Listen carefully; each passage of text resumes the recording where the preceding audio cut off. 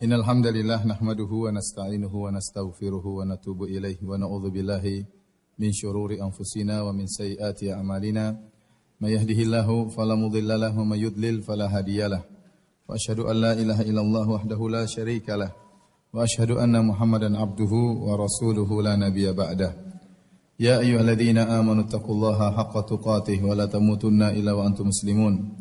يا أيها الناس اتقوا ربكم الذي خلقكم من نفس واحدة وخلق منها زوجها وبث منهما رجالا كثيرا ونساء واتقوا الله الذي تساءلون به والأرحام إن الله كان عليكم رقيبا يا أيها الذين آمنوا اتقوا الله وقولوا قولا سديدا يصلح لكم أعمالكم ويغفر لكم ذنوبكم ومن يطع الله ورسوله فقد فاز فوزا عظيما أما بعد فإن أصدق الحديث كتاب الله وخير الهدى هدى محمد صلى الله عليه وسلم وشر الأمور محدثاتها وكل محدثة بدعة وكل بدعة ضلالة وكل ضلالة في النار. Hadirin dan hadirat yang dirahmati oleh Allah Subhanahu wa taala, Bapak-bapak dan ibu-ibu yang dimuliakan oleh Allah, ikhwani wa akhwati rahimakumullahu jami'an. Alhamdulillah pada kesempatan kali ini kita diberi kesempatan oleh Allah untuk berkumpul, duduk bermajelis dalam rangka menimba ilmu. Semoga pertemuan kita diberkahi oleh Allah Subhanahu wa taala. Salawat dan salam tercurahkan selalu kepada junjungan kita Nabi Muhammad sallallahu alaihi wasallam dan juga kepada keluarganya serta seluruh sahabat beliau tanpa terkecuali. Topik yang akan kita bahas pada kesempatan kali ini adalah kiat-kiat bahagia di zaman now ya. Zaman now ya. Zaman sekarang maksudnya ya. Saya tidak bosan lagi untuk mengingatkan ya, bahwasanya dalam syariat kita tidak boleh mencela zaman ya. Kalau kita menyebut zaman now maksudnya zaman sekarang bukan dalam rangka untuk mencela zaman ya. Karena Allah melarang hal tersebut. Dalam hadis qudsi Allah berkata, "Yu'dhini ibnu Adam yasubbud dahra wa ana ad-dahru uqallibul laila wan nahar." Sungguhnya anak-anak Adam menyakitiku. Mereka mencela masa. Padahal aku adalah masa. Aku mengatur siang dan malam. Jadi masa tidak boleh dicela. Waktu tidak boleh dicela. Karena waktu hanyalah tempat bergulirnya kejadian dan perbuatan manusia. Jadi dia bukan tempat untuk dicela atau dipuji. Yang dicela atau dipuji adalah yang bergulir dalam masa tersebut, yaitu perbuatan-perbuatan manusianya. Karenanya tidak boleh kita mencela zaman, tidak boleh mencela waktu, karena dia tidak punya andil sama sekali dalam terjadi kerusakan atau kebaikan. Yang menimbulkan kerusakan dan kebaikan adalah pelaku zaman tersebut. Makanya Imam Syafi'i rahimahullah berkata, "Naibuz zamana wal aibu fina, fama liz zamani aibun siwana." Kata Imam Syafi'i rahimahullah taala, kita mencela zaman ya, padahal aib celaan ada pada diri kita. Tidaklah ada cela pada zaman kecuali pada diri kita sendiri ya. Jadi kita yang tercela bukan zamannya, bukan zamannya. Oleh karenanya tatkala kita mengatakan zaman now bukan maksud kita untuk mencela zaman tersebut, tetapi kita berbicara tentang bagaimana kiat-kiat bisa bahagia di zaman sekarang ini. Kata orang zaman now ya. Ngomong-ngomong istilah zaman now ini kapan munculnya ya? Kayaknya tahun lalu belum ada ya. Tahun lalu belum ada ya. Ya. Hadirin dan hadirat yang dirahmati oleh Allah Subhanahu wa taala. Kebahagiaan adalah cita-cita semua orang. Semua orang ingin bahagia. Ya. Dan dia merupakan topik pembahasan semua orang. Ya. Siapapun kedudukan dia, siapapun orangnya, dimanapun dia berada, semua mencari hal ini, mencari kebahagiaan. Dan terlalu banyak teori yang disampaikan oleh manusia ya. Masing-masing punya teori untuk meraih kebahagiaan. Di antara mereka ada yang memandang bahwasanya bahagia adalah dengan harta yang banyak. Maka dia pun menghabiskan waktu dan umurnya untuk mengumpulkan harta. Karena menurut dia orang yang bahagia adalah orang yang memiliki harta. Kalau punya harta bisa apa saja maka dia akan bahagia. Namun kenyataannya tidak semua orang kaya bahagia. Terdapati ada orang kaya bunuh diri ya. Ada orang kaya stres. Ada orang kaya bahkan saking kayanya mungkin gila. Ya, oleh karenanya ternyata orang kaya tidak harus bahagia. Ternyata kebahagiaan tidak berbanding lurus dengan kekayaan. Seandainya kebahagiaan berbanding lurus dengan kekayaan, maka semakin kaya semakin bahagia. Namun kenyataannya tidak demikian. Ya. Kalau kekayaan merupakan lambang kebahagiaan, maka harusnya Qarun adalah orang yang paling bahagia. Sebagian orang memandang bahwasanya kebahagiaan adalah dengan jabatan, maka dia menghabiskan waktu dan umurnya, bahkan menghabiskan uangnya untuk meraih jabatan. Semakin dia meraih jabatan tinggi, dia merasa dia berada di puncak kebahagiaan. Menurut dia, kebahagiaan berbanding lurus dengan jabatan. Kenyataannya, apakah semua orang pejabat tinggi bahagia? Jawabannya tidak. Jawabannya tidak. Terkadang kita melihat sebagian orang, mungkin dia pejabat yang tinggi. Apakah dia gubernur, apakah dia panglima, apakah dia presiden, apakah dia raja. Terkadang sebagian mereka kita lihat wajah mereka tersenyum, tapi di balik senyuman tersebut kita tahu betapa hal berat yang dia pikul. Ya. Terkadang seorang menyangka dengan menjadi pejabat dia akan bahagia, ternyata ketika dia menjadi pejabat, ya, dia dimaki-maki orang, dicela-cela orang. Ya. Terkadang orang merasa paling bahagia kalau dia bisa perintah orang, orang tunduk sama dia, takut sama dia, berarti dia yang paling bahagia. Ternyata bisa jadi yang disuruh lebih bahagia daripada yang menyuruh. Ya. Ya, bisa jadi supir lebih bahagia daripada majikan. Ya, majikannya pening, banyak urusan perusahaan, urusan ini. Supirnya santai-santai, senyum-senyum, ketawa ke TV. Ya. Ya. Ternyata kebahagiaan juga bukan pada jabatan. Benar, ini kenyataan. Terkadang saya lihat di foto atau di video atau di mana ya, seorang yang tokoh negara, kelihatan sekali dia itu stres, kelihatan sekali. Ya, kelihatan, kasihan. Seandainya saya suruh jadi dia, saya nggak bakalan mau. Apa enaknya jadi orang seperti itu? Urusan banyak, dikejar-kejar orang, dimaki-maki orang, ada yang mencela, ada yang memuji. Ya.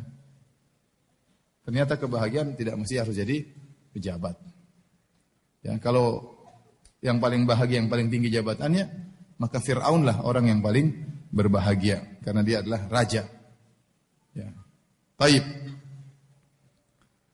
Kalau sebagian orang mandang bahwasanya kebahagiaan adalah dengan ketenaran, popularitas, maka dia keluarkan semua dananya, waktu dia kerahkan untuk bisa populer. Ya, dia merasa itu yang paling membuat dia bahagia. Bahkan sebagian orang terkadang melakukan hal yang aneh-aneh supaya bisa populer. Ya. Mesti misalnya jalan mundur berkilo-kilo. Ya. Itu orang bahagia? Saya rasa enggak. Setengah mati jalan mundur, emang bahagia jalan mundur? Pakai spion kemudian jalan mundur, itu enggak bahagia seperti itu. Ya. Tapi dia merasa dengan ketenaran tersebut dia bisa meraih kebahagiaan. Dan banyak orang tenar tidak bahagia. Lihat. Sebagian orang, sebagian penyanyi terkenal, di puncak-puncak ketenaran dia bunuh diri. Di puncak-puncak ketenaran dia bunuh diri. Ternyata ketenaran tidak menjamin kebahagiaan seseorang. Ya. Coba tanyakan kepada orang-orang terkenal. Enak mana mereka begitu turun dari bandara dikerubung oleh banyak orang. Dia mungkin ada kebanggaan. Tapi akhirnya dia tidak bahagia. Ya. Tersibukkan dengan banyak orang mengurus urusannya. Banyak orang ingin tahu urusan dia. Dikejar-kejar oleh wartawan. Ya. Apalagi kalau dikejar-kejar oleh penagih hutang. Dikejar-kejar oleh wartawan aja nggak enak. Emang enak? Nggak enak. Ya. Di mana-mana merasa ada yang perhatikan. Nggak enak. Apa itu bahagia? Ya. Tidak. Tidak. Itu bukan kebahagiaan. Saya kenal ada seorang terkenal. Waktu dia untuk keluarganya paling cuma 5 menit pertama. Begitu masuk mall 5 menit pertama dia sama keluarga, setelah itu diserbu sama orang. Terus apa bahagia seperti itu? Anaknya dia tidak bisa dia perhatikan, istrinya tidak bisa dia perhatikan. 5 menit pertama saja, 10 menit pertama dia bahagia. Setelah itu dikerubung sama orang. Coba kalau sehari-hari seperti itu, apa enak? Enggak enak. Enggak enak. Baik, Ustaz, kalau begitu mau bahagia jangan jadi pejabat. Oh, enggak juga begitu. Ustaz, kalau mau bahagia miskin aja. Enggak juga begitu. Banyak orang miskin juga sengsara tidak bahagia. Maksud saya, kalau mau bahagia, tidak syarat harus kaya, tidak syarat harus terkenal, tidak persyaratkan harus menjadi orang top, tidak dipersyaratkan harus menjadi pemimpin pejabat, tidak harus. Semua boleh bahagia. Si miskin boleh bahagia sebagaimana kaya boleh bahagia. Orang tidak ada yang kenal boleh bahagia sebagaimana orang terkenal boleh bahagia. Ya, anak buah boleh bahagia sebagaimana bosnya boleh boleh bahagia. Dengan syarat beriman kepada Allah Subhanahu wa taala. Dengan syarat ya tunduk kepada syariat Allah Subhanahu wa taala. Hadirin hadirat yang dirahmati oleh Allah Subhanahu wa taala. Kalau kita mau bicarakan tentang sebab-sebab kebahagiaan, ya, semuanya berbagai macam. Pertama ini, kedua ini, ketiga ini, keempat ini. Ada yang ulama menulis sampai 33 sebab kebahagiaan, ada yang lebih daripada itu. Semuanya kembali pada masalah iman. Semuanya kembali kepada masalah iman dan menjalankan syariat dengan benar. Dan menjalankan syariat dengan benar. Barang siapa yang beriman dengan iman yang benar, bertauhid dengan tauhid yang benar, menjalankan syariat yang benar, maka dia yang bahagia. Dia yang ini secara umum. Allah Subhanahu wa taala berfirman dalam Al-Qur'an, kata Allah Subhanahu wa taala, "Faman yuridillahu ay yahdiyahu yashrah sadrahu lil Islam. Wa man yurid an yudhillahu yaj'al sadrahu dhayiqan harajan ka'annama yas'adu fis sama'.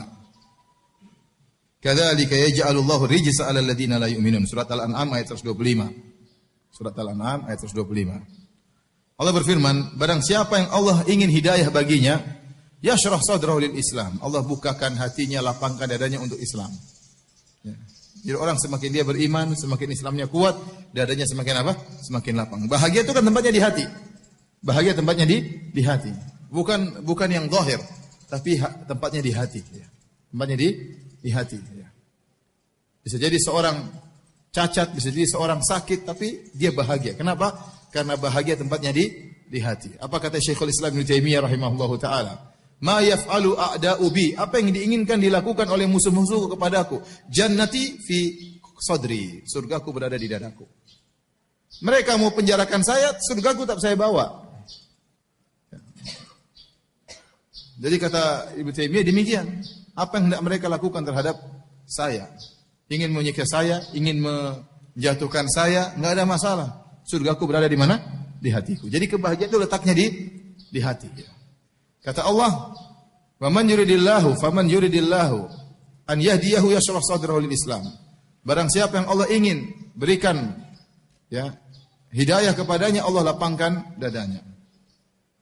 Maka dia dadanya lapang, dia bahagia, tenang. Wa man yurid an yudhillahu, dan barang siapa yang Allah inginkan dia tersesat, yaj'al sadrahu dhayiqan harajan, maka Allah menjadikan dadanya sempit, sesak.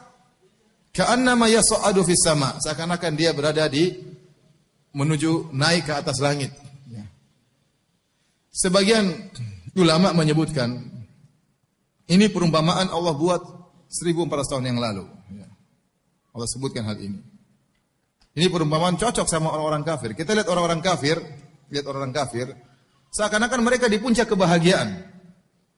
Tatkala mereka hidup dengan sesuka mereka, syahwat mereka puaskan sehabis-habisnya. Ya.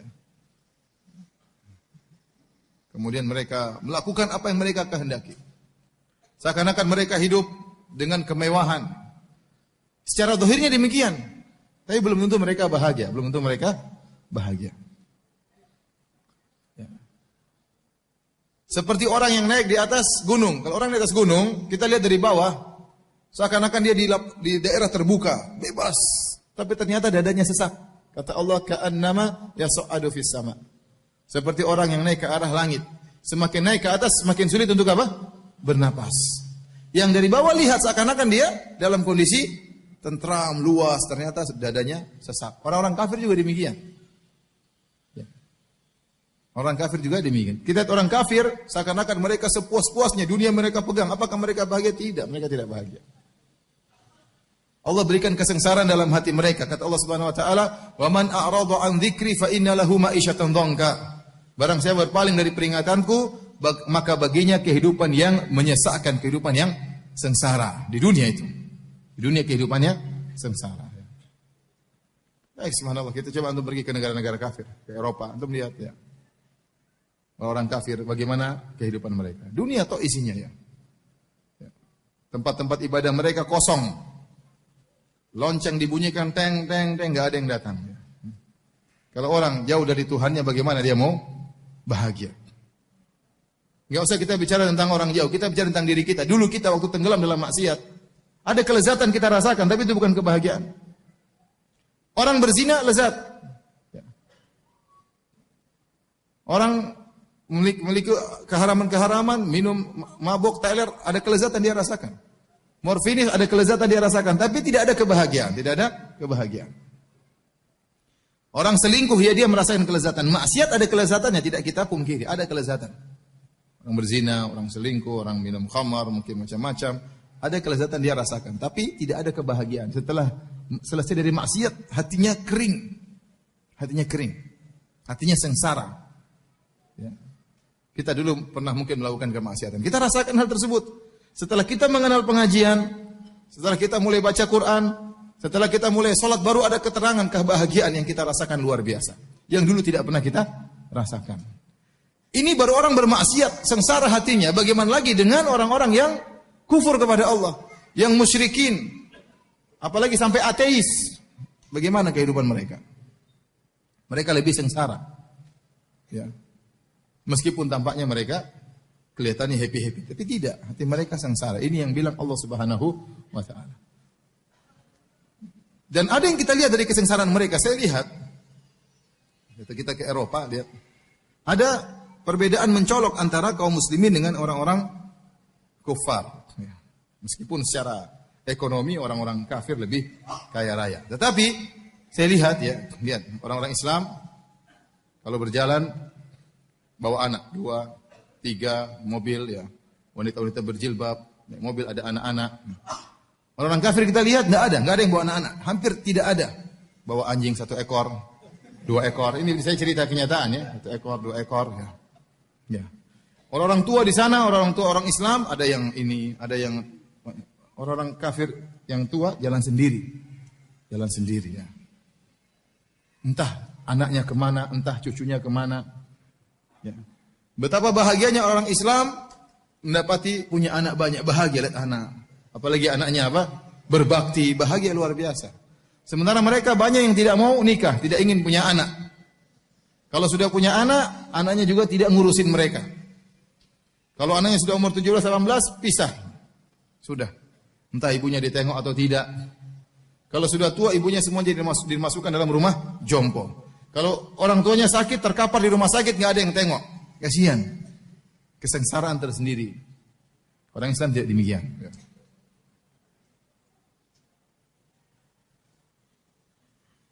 Oleh karena para hadirin dan hadirat yang dirahmati Allah Subhanahu wa taala, orang Islam keluar tiap hari 5 waktu pergi ke masjid. Mereka orang kafir juga keluar 3 kali sehari. Kenapa? Bawa anjing ya. Karena anjingnya harus beol ya. Di luar. Mereka ambil ini kotorannya kemudian. Orang Islam di rumah anak-anak kumpul semua, loncat sana, loncat sini, loncat sini. Mereka enggak. Kasihan. Kasihan. Padahal punya anak banyak itu nikmat luar biasa. Saya punya anak 5 saja saya bahagia luar biasa. Bagaimana kalau anak saya 30?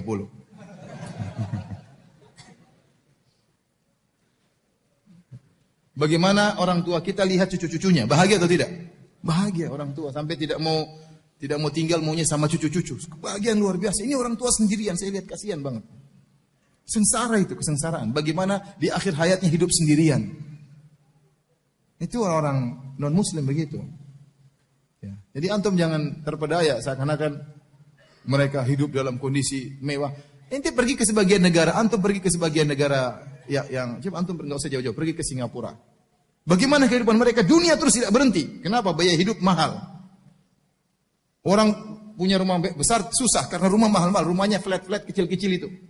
Enak Indonesia rumah murah, luas, mahal, apalagi mau lebih luas tinggal di kampung, jangan tinggal Jakarta ya. Kota besar semakin mereka terpacu untuk mencari dunia. Pergi pagi pulang malam, pergi pagi pulang malam, pergi pagi pulang malam, rumah sempit. Akhirnya apa? Stres. Anak-anak kena macam-macam penyakit. Apa enak? Jadi saya katakan bahwasanya ya, Allah memberikan kebahagiaan bagi orang beriman luar biasa yang tidak pernah dirasakan oleh orang-orang non-muslim. Hidup mereka sengsara meskipun tampaknya mereka happy. Teman-teman yang kerja di sebagian negara kafir cerita, jadi super grab. Jadi ngantar-ngantar mereka. Sampai sering tanya, Ustaz di mana Ustaz? Saya sering bawa grab, orang-orang kafir ini bawa ke bar. Jadi kalau sudah Jumat malam mereka sudah Surga mereka, pergi Jumat malam, teler, pulang sudah kayak hewan sudah. Kayak teler sudah. Ya, apa? Zina, khamar, itu kehidupan mereka, kebahagiaan mereka di situ. Dan saya katakan itu bukan bahagia, itu kelezatan, benar. Minum khamar lezat, zina itu lezat, tapi itu bukan bahagia. Bahagia tempatnya di hati, bahagia tidak hilang. Bahagia tidak hilang. Ada pun itu cuma kelezatan jasmani seperti itu. Gonta-ganti pacar, suami istri, suaminya selingkuh, istrinya selingkuh. Sana tidak nikah, punya partner, ya, coba hidup tidak mau nikah. Banyak di antara mereka nggak mau nikah, partner saja punya partner, kumpul kebo, ya, nanti daftar kemana ke RT, Pak ini kebo saya yang baru. Terkadang kebo ini sampai tua, terkadang kebonya setengah jalan diganti kebo yang lain. Dan itu banyak terjadi di sana. Apa kehidupan bahagia seperti ini? Mana kebahagiaan seperti ini? Sehingga banyak di antara mereka yang bunuh diri. Banyak, tidak kuasa. Hati mereka tidak kuat mendapati sedikit permasalahan, tidak kuat hati mereka. Karena mereka tidak beriman dengan Allah. Tidak beriman dengan takdir. Lemah kekuatan mereka. Iman tidak kuat, sedikit-sedikit bunuh diri. Sedikit stres, sedikit obat penenang, sedikit-sedikit. Itulah kehidupan mereka. Itulah kehidupan mereka. Jadi antum jangan terpedaya, lihat orang. Lebih bahagia antum ya. Lebih bahagia antum ya.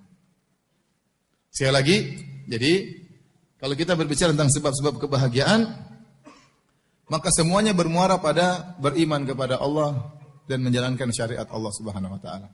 Semakin kita beriman kepada Allah, semakin menjalankan syariat Allah, maka Allah akan berikan kebahagiaan kepada kita. Tapi kita ingin rinci ya, agar lebih mudah dipahami, apa sih sebab-sebab kebahagiaan tersebut.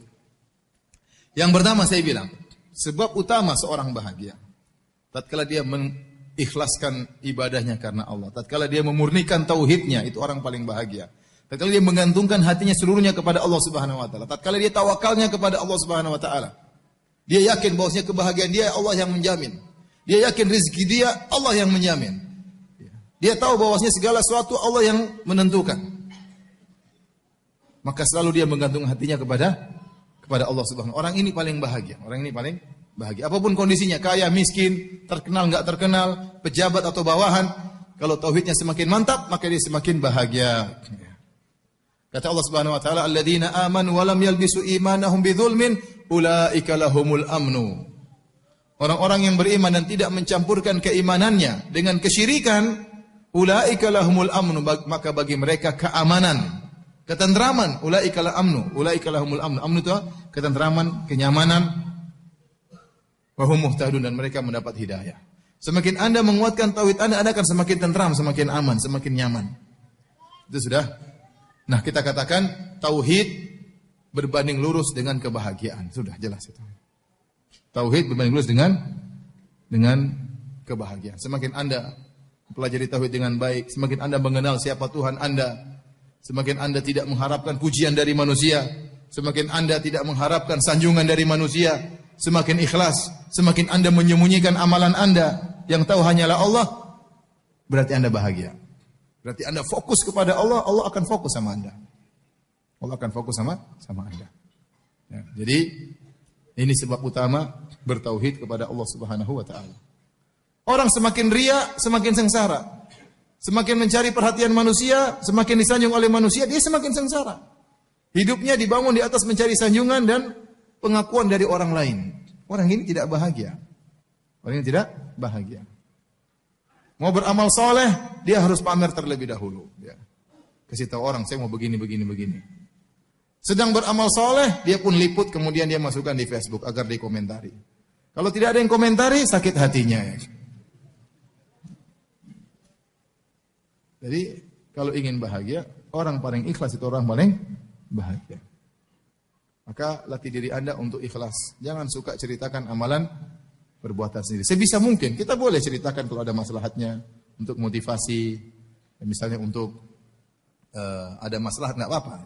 Tapi hukum asalnya seorang berusaha menyembunyikan amal solehnya. Semakin dia bertauhid, semakin dia ikhlas, semakin dia bertawakal kepada Allah, semakin dia menggantungkan hatinya kepada Allah, ya, maka dia akan bahagia. Allah akan berikan dia kebahagiaan. Baik. Di antara sebab-sebab kebahagiaan, terutama di zaman now, ya, zaman sekarang yang di mana media sosial begitu luar biasa gencarnya dengan berbagai macam bentuknya dan fiturnya. Ya. Subhanallah ya. Kita benar-benar diserang oleh media sosial. Ya. Sehingga orang akhirnya ketergantungan dengan media sosial. Benar-benar HP itu adalah jantungnya. Kalau dia pergi dari rumah HP tidak dia bawa, dia bingung. Dia pulang lagi harus bawa HP. Kalau istrinya ketinggalan nggak ada masalah. Jangan sampai HP-nya ketinggalan. Jadi benar-benar seorang terbelenggu dengan media sosial. Ada Facebook, ada Twitter, ada Instagram, ya. Ada apa lagi? Telegram, apa lagi? Telegram ada tidak? Apa? Coba, Facebook, terus apa?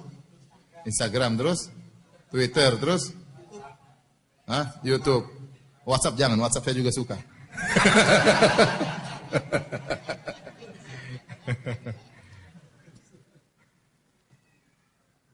Dalam satu hadis Rasulullah SAW sebutkan, tatkala timbul fitnah, engkau melihat ya hawan muttaba'an, ya, syuhun muta'an, wa ijabu kullu ra'yin bi kullu syakhsin bi ra'yihi, kullu mar'in bi ra'yihi. Engkau melihat hawa nafsu diikuti, rasa pelit yang ditaati, orang masing-masing ujub dengan perkataan dia. Sekarang zaman seperti itu ada orang seperti itu. Orang komentar bangga dengan komentarnya, wah itu berbagai macam lah. Nabi mengatakan, alaika bi khosati nafsik. Maka sibukkanlah dengan privasimu. Sibukkanlah dengan privasimu. Ya ikhwan, sejauh mana kita meninggalkan privasi kita, sejauh itu kebahagiaan akan hilang dari kita. Ya. Ustaz, berarti kita nggak boleh ngurus orang banyak? Boleh, kalau Anda memang berkompeten di situ silakan. Kalau Anda jadi gubernur yang baik, benar-benar habiskan waktu untuk mengurus masyarakat, insya Allah Allah kasih kebahagiaan. Anda memikirkan kebahagiaan orang lain, Allah akan kasih bahagia sama Anda. Al-jaza' min jinsil amal. Balasan sesuai dengan perbuatan. Orang sibuk ngurusin anak yatim, enggak apa-apa, sibukin diri, enggak apa. Berarti itu perkara Anda yang Anda perhatikan. Anda ingin memberikan kebahagiaan kepada orang lain, Allah akan berikan kebahagiaan kepada Anda.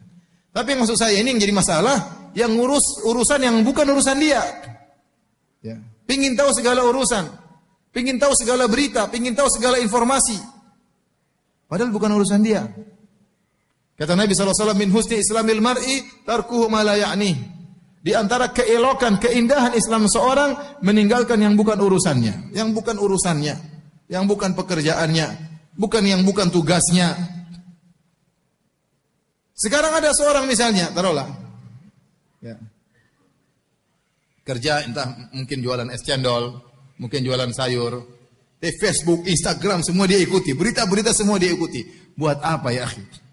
Sudah urus itu sayur dengan baik, urus itu es cendol dengan baik, ya, urus itu toko dengan baik. Bukan urusan Anda untuk mengetahui segala permasalahan. Ustaz, tapi kita kayak ingin tahu berita. Saya bilang, saya ini sudah mencoba. Saya ingin tahu banyak berita. Benar ada manfaatnya. Manfaatnya ada, tapi kemudaratan lebih besar. Waktu terbuang. Sekarang waktu kita, saya tanya antum, waktu kita untuk Facebookan banyak atau tidak? Banyak. Apalagi sudah masuk, lihat berita, sudah pegang HP, nggak berhenti. Berita. Kiriman dari teman. Nanti punya teman 1000 orang. Satu hobi makan, satu hobi mancing, satu hobi ini. Dia kirim berita semua kita. Ente buka berita mancing, berita makan, berita ini. Berita kecantikan, berita kue, berita jualan, berita online, berita politik, ya, berita kesehatan. Ya, baca terus, nggak terasa 1 jam lewat, 2 jam lewat. Belum kalau sudah masuk dalam perdebatan, komentar, baca komentar, naik, scroll bawah, scroll atas. Waktu habis banyak. Debat lagi sama orang di situ di Facebook, debat bantah-bantahan, ternyata yang didebat bencong. Habis waktu. Facebook ini bikin waktu habis banyak ya. Saya saja niatnya untuk dakwah saja terjebak juga seperti itu. Apalagi yang niatnya cari akhwat.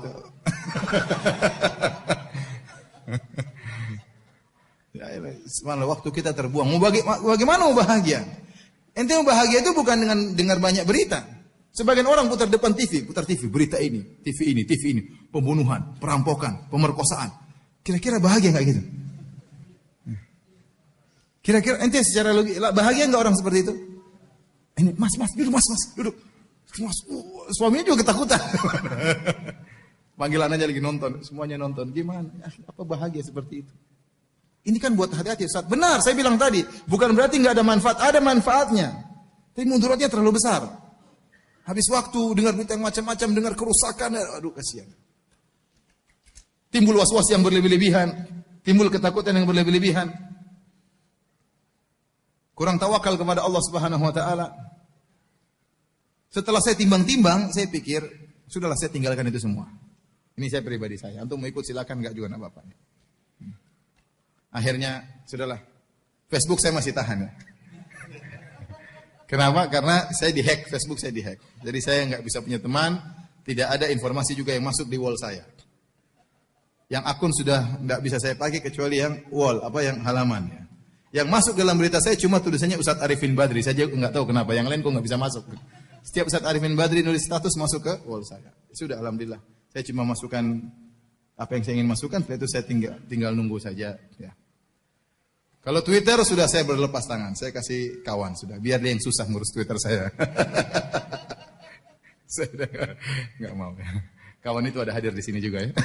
Selamat berjuang. Dulu saya suka Twitter, lihat sini berita Saudi, berita ini, berita senang Indonesia macam-macam. Ya subhanallah. Saya berkesimpulan, kalau ada sesuatu yang penting, akan sampai juga kepada saya. Daripada saya mencari yang penting di antara 100 yang tidak penting. Cek satu-satu. Belum tentu penting bagi saya. Kalau ada yang penting, pasti ada yang kasih Ustaz, ada kejadian ini, ya udah. Tanpa harus saya ikuti media sosial, saya bisa tahu perkara yang penting untuk saya ketahui. Jadi waktu kita habis untuk, untuk media-media sosial, akhirnya banyak kebahagiaan yang kita tumbalkan.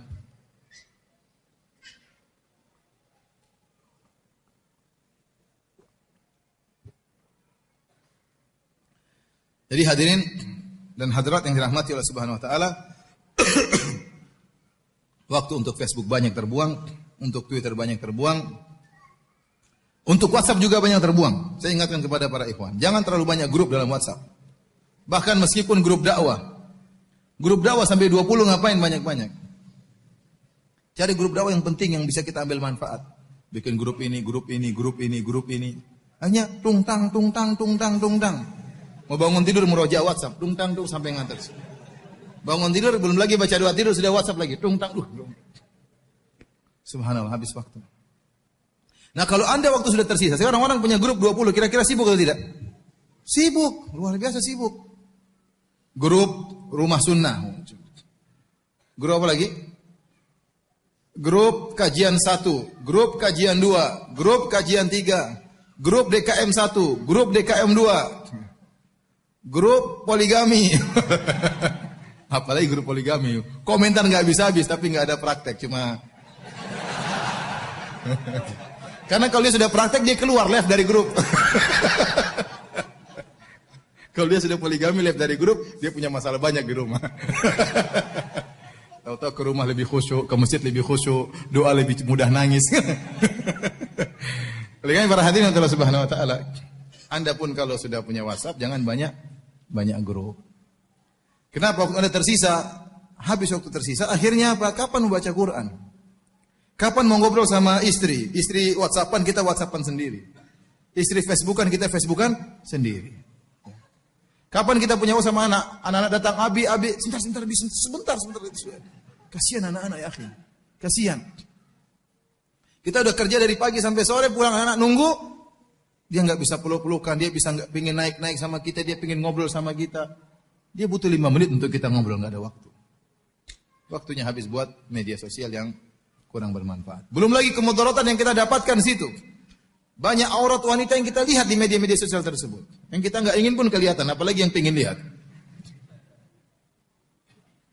Terus bagaimana mau bahagia? Maka di antara wasiat Nabi SAW, alaika bi khosati nafsik. Sibuklah dengan privasimu.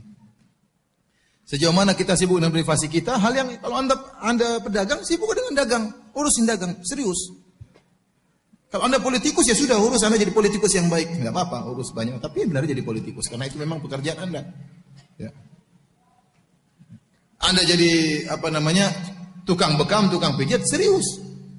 Jangan jadi herbal pakar politik, herbalis pakar politik. Setiap orang datang ngomong politik, sudah ente urusi herbal ente. Enggak usah ngomong masalah yang bukan bidang Anda. Akhirnya setiap orang sekarang wa ijabu kullu mar'in bi ra'yihi, kata Nabi, ada zaman di mana setiap orang akan bangga dengan pemikiran dia, dengan pendapat dia. Semua orang berkomentar, semua orang beranalisa. Kalau Anda mau ikuti analisa semua, Anda stres. Ini analisa bagus juga, ini bagus juga, ini kontradiktif dan sudahlah. Matikan TV, ya, kalau bisa HP dibuang, buang. Matikan semua media sosial, udah. Nanti kerja serius, ada waktu baca Quran, ada waktu salat malam, ada waktu salat witir, ada waktu buat istri, ada waktu anak, bahagia ente. Anda bahagia. Anda bahagia. Dan ini saya tekankan ya. Karena ini sangat penting di zaman now sekarang ini ya. Zaman now. Media sosial ini merebut kebahagiaan banyak orang. Merebut kebahagiaan banyak orang. Anak semakin Anda kasih gadget, berarti Anda semakin menjauhkan sang anak dari Anda. Istri semakin sibuk dengan Facebook, semakin jauh dari Anda. Anda pun semakin sibuk terjauhkan dari keluarga. Sehingga tidak sempat untuk silaturahmi pada orang tua ya. Waktu semua habis untuk media sosial. Ya ikhwan, bukan berarti saya ngelarang, tidak. Ya, tapi hati-hati ya. Kalau bisa yang perlu-perlu saja, maka itu yang terbaik. Karena waktu kita akhirnya jadi tumbal. Saya kasihan lihat sebagian orang, apalagi yang kerja di Jakarta, berangkat dari Bekasi ba'da subuh. Tengah jalan, saya misalnya kerja, kemudian pulang sampai rumah terkadang jam 9. Tapi jam 9 masih aja main gadget. Ya, subhanallah. Udah berhenti nanti jam 9 tuh waktunya baca Quran ya, dan yang lainnya. Ketemu istri, ketemu anak-anak, ngobrol dengan anak, ngobrol dengan istri. Baik. Di antara sebab kebahagiaan di zaman now. Ya. Ciptakan surga di rumah, ciptakan surga di rumah. Karena kita waktu banyak di rumah. Saya sering sampaikan kebahagiaan hakiki seorang lelaki adalah kebahagiaan dengan istrinya. Allah mengatakan, dialah yang telah menciptakan manusia dari satu jiwa, kemudian Allah ciptakan istrinya, kata Allah, liyaskuna ilaiha. Agar sang suami tentram dengan istrinya. Wa min ayatihi an khalaqalakum min anfusikum azwajan litaskunu ilaiha. Dan di antara tanda-tanda keagungan Allah, kebesaran Allah, Allah ciptakan istri-istri bagi kalian litaskunu ilaiha, agar kalian tentram dengan istri-istri kalian. Sehingga sebagian ulama mengambil faedah bahwasanya kebahagiaan inti seorang suami adalah dengan istrinya. Kapan seorang bisa bahagia dengan istrinya, itu lelaki yang bahagia. Bagaimana tahu dia bahagia dengan istrinya? Caranya begini, kalau dia pergi keluar rumah pingin pulang, itu berarti sudah benar. Pingin pulang, pingin ketemu istri, aduh saya pingin pulang, gelisah, pingin pulang. Berarti dia bahagia. Kenapa? Karena kebahagiaan sesungguhnya seorang suami itu di rumahnya. Berarti suami yang bahagia itu laki-laki yang bahagia. Tapi kalau seorang laki-laki tidak betah di rumah, ingin pergi terus, kemana mas? Aduh, itu berarti dia tidak bahagia. Tidak ada surga di rumahnya. Sebagian orang mencari kebahagiaan dengan teman-temannya, ketemu dengan temannya, ngobrol, ngopi sana, pagi saya malam, main golf, main ini, main catur, main macam-macam. Dia tidak bahagia. Kalau dia tidak menemukan kebahagiaan di rumahnya, dia belum bahagia. Itu lelaki sengsara seperti itu. Percuma ente ketawa-ketiwi main golf, pulang diomelin istri. Apa enak? Atau ngomelin istri, apa enaknya seperti itu? Tapi kalau Anda pergi dari rumah, tahu-tahu rindu ingin pulang ke rumah, itu benar, berarti sayang sama istri, berarti ada kebahagiaan. Sampai di rumah ngobrol sama istri asyik, berarti benar. Kalau belum asyik, belum ingin pulang, ada yang salah. Entah istri ente yang salah atau istri Anda yang salah. Jadi saya bilang ikhwan, suami laki yang bahagia, laki yang menemukan kebahagiaan apa? Di rumahnya. Apalagi rumahnya 4 bahagia semua. Ya. Satu aja sudah bahagia, apalagi rumahnya 4 bahagia semua. Ibu-ibu nanti tersinggung ya. Ini bercanda aja ibu-ibu ya. Baik, nah, jadi ingat hal ini, harus ada waktu buat istri. Sebagian orang mencari kebahagiaan, kesuksesan dunia. Dia menjadikan bisnisnya nomor 1. Pekerjaannya nomor 1. Cita-citanya itu menumbalkan kebahagiaan anak istri. Ini salah. Saya sering sampaikan cerita, saya ketemu dengan seorang kaya, kebetulan satu orang kafir. Sering keluar negeri, sini rumah juga rumah, di perumahan kaya.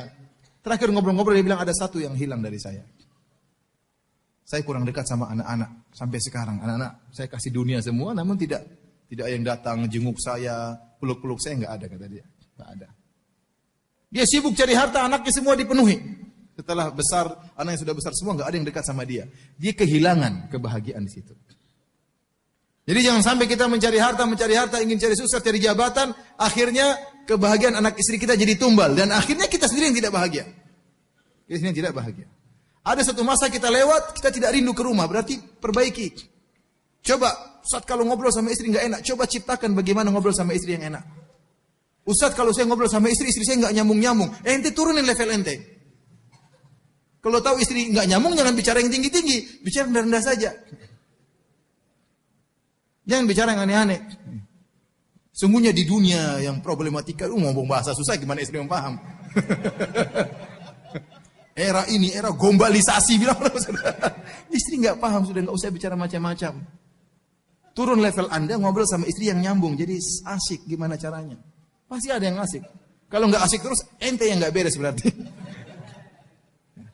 Ini ciptakan kebahagiaan di rumah. Ciptakan surga di rumah. Bagaimana kita senang ke rumah, bagaimana kita bahagia betah di rumah, ya. Betah di rumah. Kalau kita sudah betah di rumah, sudah senang di rumah, karena kata Nabi SAW, wal yasaka baituk wa kufa alaika lisanak. Kata Nabi, jadikan rumahmu jadi luas. Artinya apa? Betah di rumah. Terutama di zaman fitnah. Jaga lisan Anda, jangan terlalu ngurusin orang. Ngapain ngurusin orang? Kalau Anda suka ngurusin orang, Anda diurusin juga sama orang. Maka sibuk dengan privasi. Namun manusia itu suka ingin tahu urusan orang. Saya lagi telepon, tahu Ustaz tadi itu si fulan ya? Bukan. Terus, mau tahu urusan saya, ngapain? Ada lagi baca apa sih? Baca. Ya, ente ngapain urusin saya? Baca sendiri sana. Ngapain baca urusan saya? Orang suka ingin tahu urusan orang lain. Suka komentar orang lain. Ini menghilangkan kebahagiaan seperti ini. Semakin privasi kita jadi tumbal, semakin kita kurang bahagia. Benar ini, ente coba. Jadi jangan ngurusin orang, privasi kita perbaiki. Privasi kita perbaiki. Jangan suka komentar hal yang tidak bermanfaat. Apa kata Nabi, min husni islamil mar'i tarkuhu ma la ya'ni. Di antara keelokan Islam seorang meninggalkan yang bukan urusannya. Enggak usah. Tahan mulut, jangan suka komentar. Lewat satu jalan, lihat rumah warna ungu, komentar. Ini orang kok rumah warna ungu sih? Ya, apa urusan ente? Ente sana rumah belum lunasi utang rumah ente. Ini ngurusin rumah orang warna ungu, warna biru. Terserah dia mau warna-warni, terserah dia. Ini kok rumah bangunannya jelek sekali. Ya, sudah ente buat. Ikut berita artis, ikutin terus. Si artis ini dicerai sama suaminya. Kemudian ketahuan katanya suami selingkuh. Katanya suami punya istri kedua. Kemudian istrinya, ente ngapain ikuti berita artis? Akhirnya masuk ke persidangan. Ngapain ente ikuti berita artis itu? Kecuali kalau memang ente mau nikahi sang artis, ya silakan. Ya sudah, ente ikuti sampai dia benar-benar jadi janda, ente maju ya. Dia aja nggak suka sama ente ngikuti beritanya terus. Buang-buang waktu. Jadi banyak buang waktu kita terbuang. Jadi di antara sebab kebahagiaan, ciptakan kebahagiaan di rumah. Kalau belum bisa menemukan surga di rumah, duduk sama istri. Wahai sayangku, kita ada apa ini? Kenapa kita kok kayaknya tidak indah, tidak mesra kehidupan kita ini? Apa yang salah antara saya dengan anti? Bicarakan baik-baik. Mungkin dia bilang, Mas Ti kalau pulang nggak pernah ngobrol sama saya. Ya udah, saya ngobrol besok ya. Ngobrol, ya sudah diperbaiki. Dan perlu kita ngobrol sama istri supaya kita ada kebahagiaan di situ. Nabi aja ngobrol sama istrinya sebelum tidur. Anda juga kalau pulang ke rumah ngobrol sama istri meskipun 15 menit, meskipun 20 menit. Ya, yang penting ngobrol sama istri. Tapi jangan lama-lama ya. Kalau sudah 45 menit, bunyikan wecker. Waktunya tidur. Waktunya tidur. Disitulah letak kebahagiaan. Baik. Di antara sebab-sebab kebahagiaan adalah melazimi zikir kepada Allah. Melazimi zikir kepada Allah. Kata Allah, alladzina amanu wa tatma'innu qulubuhum bi dzikrillah. Ala bi dzikrillah tatma'innul qulub. Orang-orang yang beriman dan mereka Tenang hati-hati mereka dengan mengingat Allah. Ketahuilah dengan mengingat Allah, maka hati akan menjadi tenang. Saya katakan bahwasanya kebahagiaan letaknya di mana? Di hati. Kita nggak usah bicara teori kebahagiaan yang panjang lebar. Anda tiap hari baca Quran setengah juz aja, Anda bahagia. Nggak usah bicara teori begini. Enggak. Ambil Quran, berdoa dengan Allah, baca. Dicicil, hari ini 1 halaman, besok nanti sore nanti lagi tambah lagi 1 halaman, 1 lagi halaman, baca tafsirnya, baca terjemahannya, itu kebahagiaan. Itu kebahagiaan.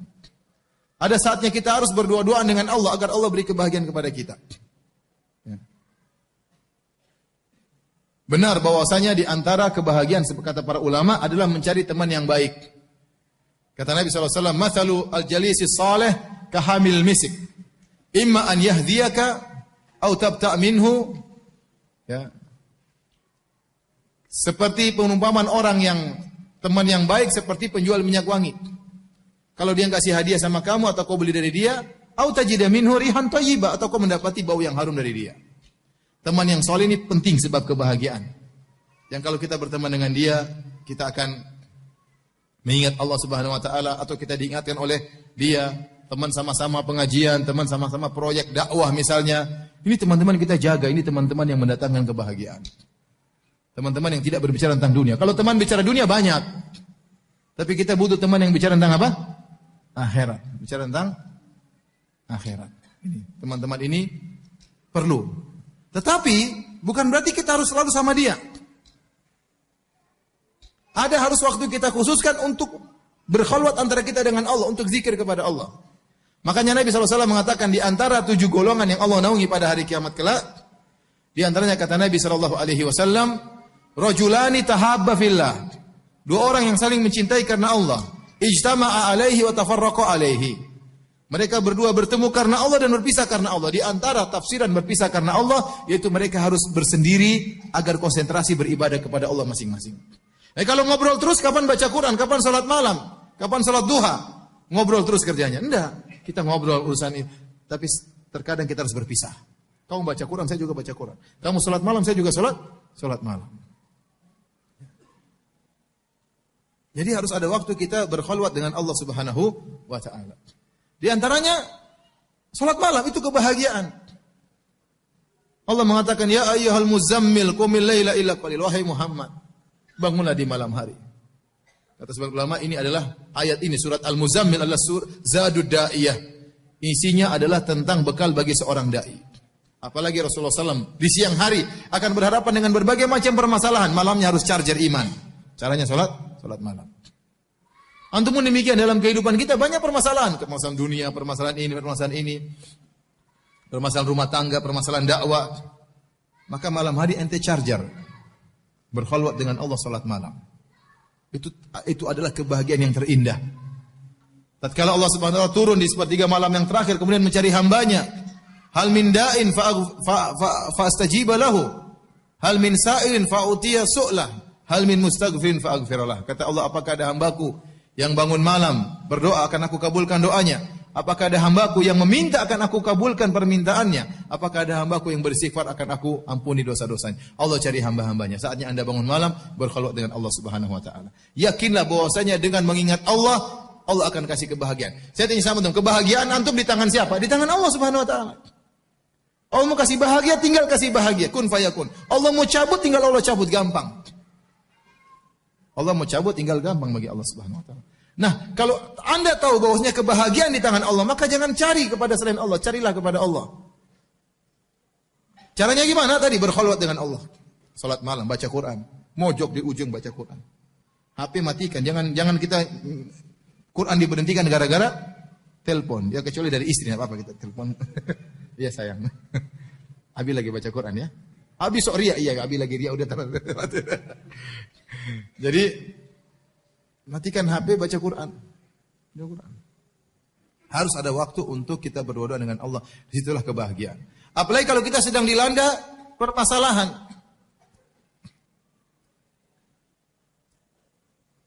Kata Allah, wasta'inu bis-sabri was-salat.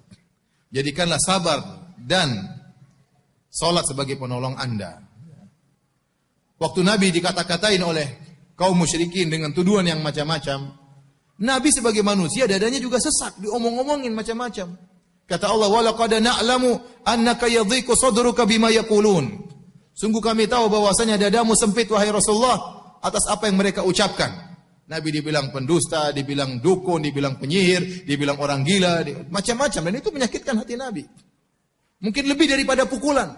Perkataan itu menyakitkan, tuduhan yang tidak-tidak, apalagi tidak dilakukan oleh Nabi sallallahu alaihi wasallam. Bagaimana jalan keluarnya? Allah suruh berzikir. Wasbir ala ma yaqulun wasabbih bihamdi rabbika qabla tulu'i syamsi wa qabla ghurubiha. Kata Allah, sabarlah engkau atas apa yang mereka ucapkan dan bertasbihlah kepada Allah sebelum terbit matahari dan sebelum terbenam matahari. Zikir pagi petang. Anda ingin bahagia? Lazimi zikir pagi petang. Tapi benar-benar pahami maknanya. Benar-benar direnungkan tatkala membaca zikir pagi petang. Allahumma anta rabbi la ilaha illa anta. Benar-benar ya. Bagaimana pernah saya ceramahkan di Masjid Al-Ikhlas tentang fikih zikir pagi petang. Berusaha Anda lazimi zikir pagi petang. Ya. Jangan lupa setiap hari salat duha. Itulah kebahagiaan. Tidak usah teori banyak. Salat malam, salat duha, zikir pagi petang, baca Quran, selesai. Sisanya ada waktu bersedekah, sisa adanya waktu berbakti sama orang tua. Tapi rutin harian itu tadi. Kebahagiaan Anda melangkahkan kaki menuju masjid, salat berjamaah, itu kebahagiaan. Nah, teori kebahagiaan itu mudah, yang penting Anda praktekkan. Ya, ini diantara kebahagiaan, harus ada waktu untuk berzikir kepada Allah. Kata Allah, "Fadhkuruni azkurkum."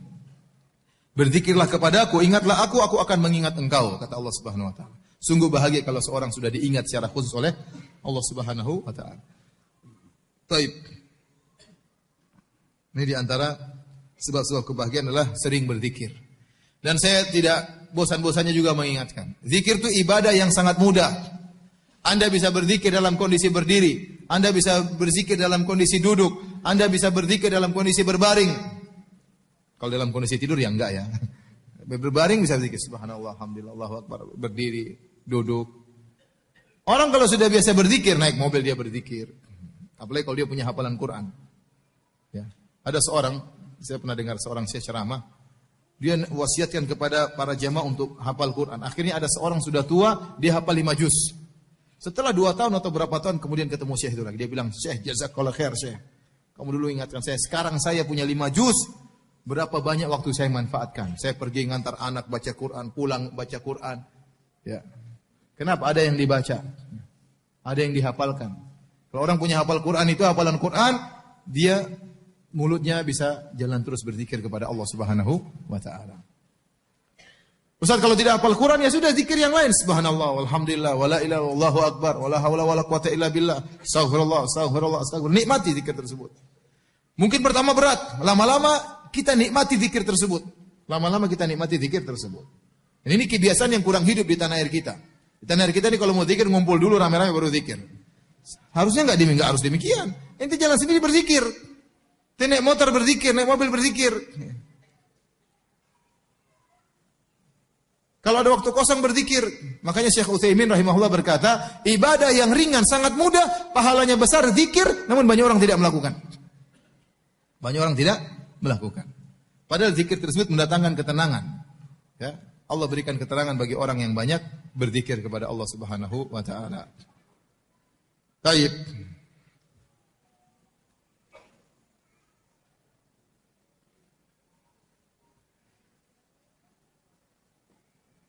Di antara sebab-sebab kebahagiaan adalah qanaah.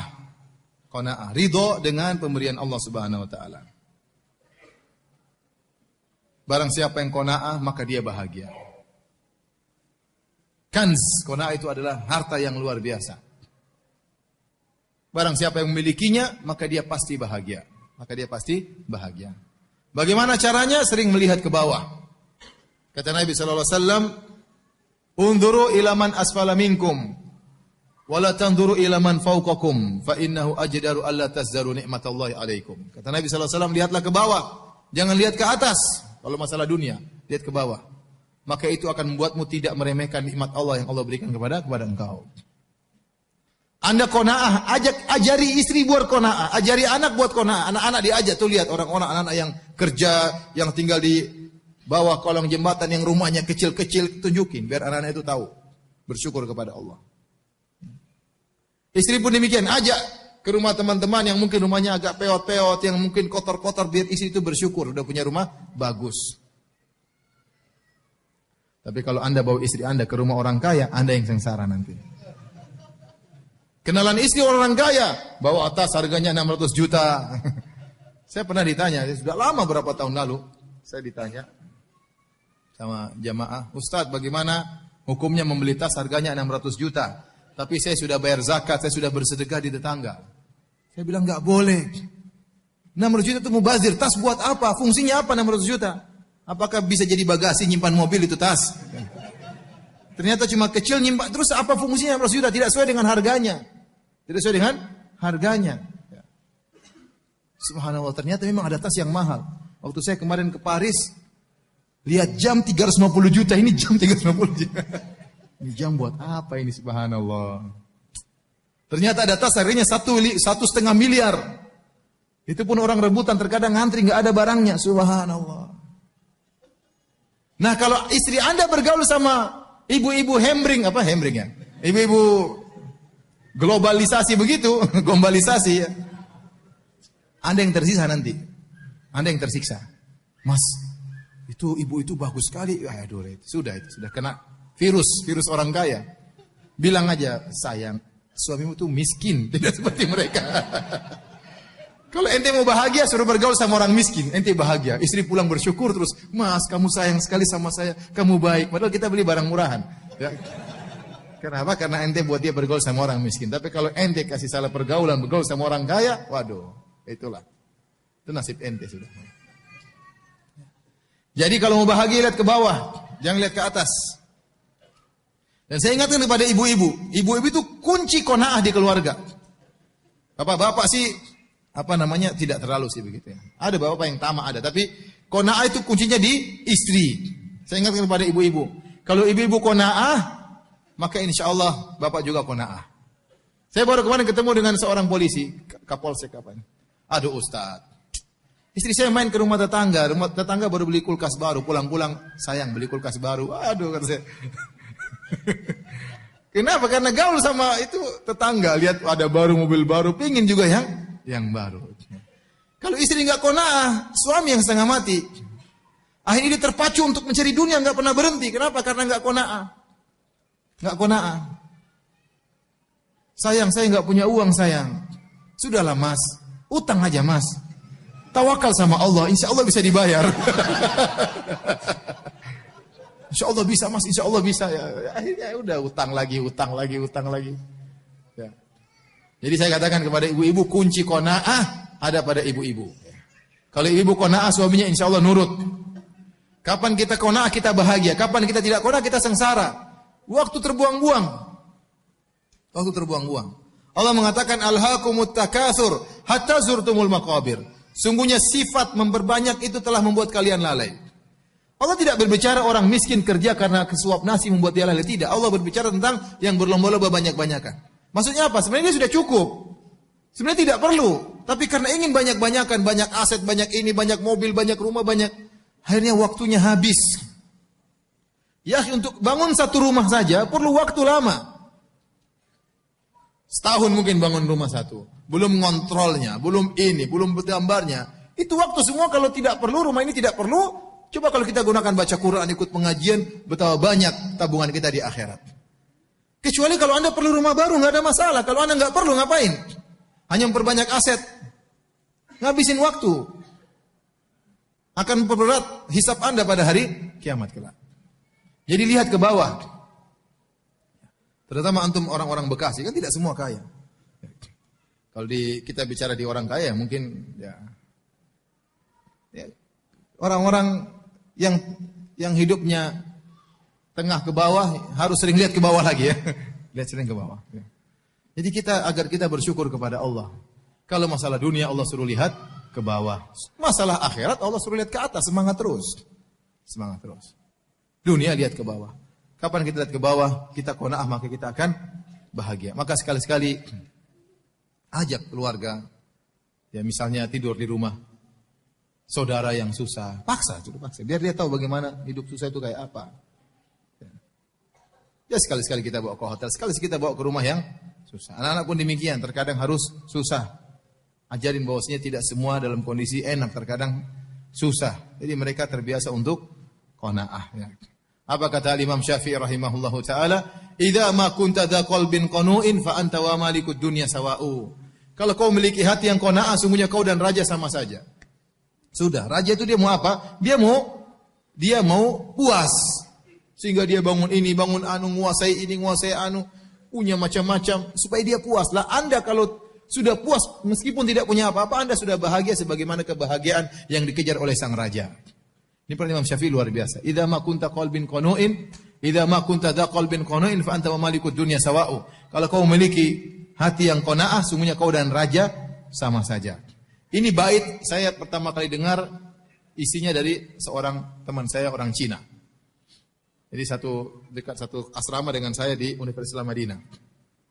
Orang Cina ketemu selalu senyum, sholat ke masjid, pulang lagi, senyum, teman-temannya datang, dia masakin semuanya. Saya bilang, Ahmad, ente senyum-senyum terus, Masya Allah. Kenapa? Apa rahasianya? Kata dia, qala Syafi'i, pakai Cina, yang Cina-Cinanya. Imam Syafi'i berkata, kalau kau qanaah maka kau sama dengan raja. Masya Allah. Pelajaran berharga ya. Ternyata itulah kunci, sebab rahasia kenapa dia tersenyum selalu, bahagia selalu, berseri-seri selalu. Kenapa ada sifat qanaah? Kalau kita tamak, kita sengsara. Orang yang paling sengsara orang yang paling tamak. Antum kira orang kaya itu bahagia, terkadang mereka tamak. Sudah punya hotel, sudah punya perusahaan, enggak terus hati berpacu, enggak pernah selesai. Kalau diberi kata Nabi SAW, Lau kana li bini Adam wadiyani min dhahab labtagha salisan. Kalau anak Adam diberikan 2 lembah emas, dia cari lembah yang ketiga. Sebagian orang kaya seperti itu. Tidak ada titik klimaks yang enggak ada. Ya, tidak ada. Terus mencari. Tidak terasa waktunya habis, terusnya apa? Sudah umur 80 tahun, waktunya santai, terus kerja. Sebentar lagi tewas, terus kerja. Sampai tewas akhirnya. Yang dia rasakan cuma sedikit.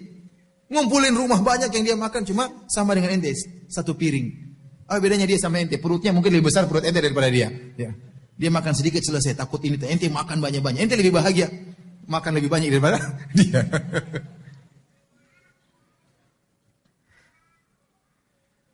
Karenanya di antara kebahagiaan suruh lihat ke bawah, jangan terpedaya dengan yang di atas. Jangan terus lihat ke atas. Kemudian di antara sebab kebahagiaan, perbanyak istighfar, bertobat kepada Allah. Karena tidaklah kesengsaraan ada dalam hati kita kecuali karena maksiat yang kita lakukan. Semakin Anda banyak maksiat, semakin kesengsaraan yang Anda rasakan. Dalam hadis disebutkan seorang bermaksiat, maka nukitat, ditempelkan titik hitam di hatinya. Semakin banyak maksiat, semakin hitam hatinya. Semakin susah dia khusyuk, semakin susah dia terenyuh tatkala baca ayat Al-Quran. Maka seorang perbanyak istighfar. Apa kata Nabi SAW? Tuba liman wajada fi sahifati istighfaran katsira. Sungguh beruntung orang yang mendapati dalam catatan amalnya banyak istighfar. Penghalang kebahagiaan adalah maksiat. Adalah kemaksiatan. Anda akan dibuat gelisah karena maksiat yang Anda lakukan. Anda akan dibuat khawatir berlebihan karena maksiat yang Anda lakukan. Anda akan dibuat sedih berlebihan karena maksiat yang Anda lakukan. Apa kata Allah? Ala inna awliya Allahi la khaufun alaihim wa lahum yahzanun. Ketahuilah wali-wali Allah itu orang soleh. La khaufun alaihim wa lahum yahzanun. Mereka tidak khawatir, mereka tidak bersedih. Mereka menjalani kehidupan dengan biasa. Kekhawatiran sedikit kemudian hilang. Kesedihannya sudah mau diapain? Tawakal kepada Allah. Orang yang bermaksiat tidak bisa demikian. Ada kegelisahan. Kenapa maksiat? Ada yang dia lakukan terus maksiat tersebut. Ya. Oleh karenanya kalau Anda melakukan maksiat segera bertobat kepada Allah, maka Allah akan kembalikan kebahagiaan bagi Anda. Banyak bertobat, banyak beristighfar kepada Allah Subhanahu wa taala.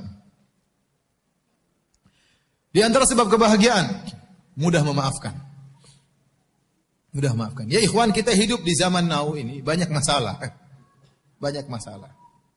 Kita punya masalah sama orang tetangga, terkadang ada masalah. Terkadang kita punya masalah sama kerabat, sama kakak, sama adik, terkadang sama orang tua kita. Ya. Tidak mudah kita menjalin silaturahmi. Ya. Terkadang sebagian kerabat kita tidak ngerti apa yang kita lakukan. Ada sebagian datang kepada saya, Ustaz, saya ini bingung Ustaz. Sama kerabat-kerabat saya. Kenapa, Mas? Saya ini kalau kasih mereka duit, mereka bilang saya sombong, sok kasih duit. Kalau saya nggak kasih, katanya pelit. Saya bingung Ustaz, gimana? Jadi ada sebagian gitu ya. Ya, sebagian gitu, sebagian kerabat tidak bisa paham apa yang kita lakukan. Kita niat baik, namun mereka salah terjemah. Mau diapain? Adik iblis yang mengadu domba.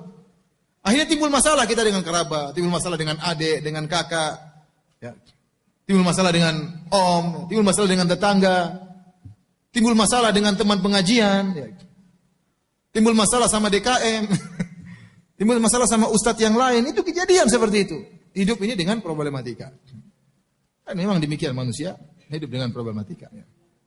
Nah, tatkala Anda ingin bahagia, Anda harus punya sifat mudah memaafkan. Sifat mudah memaafkan. Ya udah, maafkan aja. Kasih uzur sama orang yang mungkin dia nggak ngerti. Kok dia begitu, dia tidak menghargai saya. Mungkin dia tidak ngerti. Ente jangan dulu memvonis dia tidak menghormati Anda, tidak ini, tidak ini. Mungkin dia tidak ngerti, mungkin dia tidak tahu. Kasih uzur. Al-mu'min yatlubul ma'adir. Seorang mukmin dia mencari uzur bagi saudaranya. Wal munafik yatlubul afarat. Adapun orang munafik cari-cari kesalahan saudaranya.